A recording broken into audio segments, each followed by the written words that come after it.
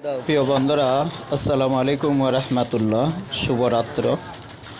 আপনাদের সার্বিক সহযোগিতা এবং আপনাদের ভালোবাসায় এই অসহায় ক্ষুধার্ত মানুষদেরকে আমরা দুই বেলা খাবার প্রদান করে থাকি। আছেন কোনো সহৃদয়মান ব্যক্তি এই অসহায় ক্ষুধার্ত মানুষের জন্য আপনাদের মূল্যবান আপনাদের সাহায্যের হাতকে বাড়িয়ে দেবেন।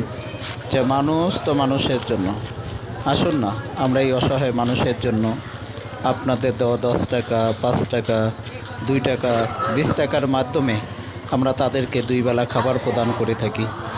যদি কোনো সহৃদয়মান ব্যক্তি যদি থাকেন, যদি আপনি এগিয়ে আসতে চাচ্ছেন, আমরা তাদেরকে মোবাইল নাম্বার দিচ্ছি 0172713062 এই নাম্বারে আমাদের ইমো আছে, হোয়াটসঅ্যাপ আছে।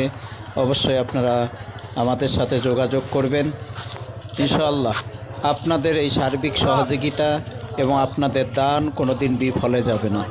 রাসূল সাল্লাল্লাহু আলাইহি সাল্লাম তিনি বলেন যে কোনো মানুষ যদি কোনো অসহায় ক্ষুধার্ত মানুষকে যদি এক লোকমা খাবার খাওয়ায়, বলে আল্লাহ তাআলা বলে তাদের জন্য বলে জান্নাতি 10 লোকমা খাবারের ব্যবস্থা করবেন। সুবহানাল্লাহ।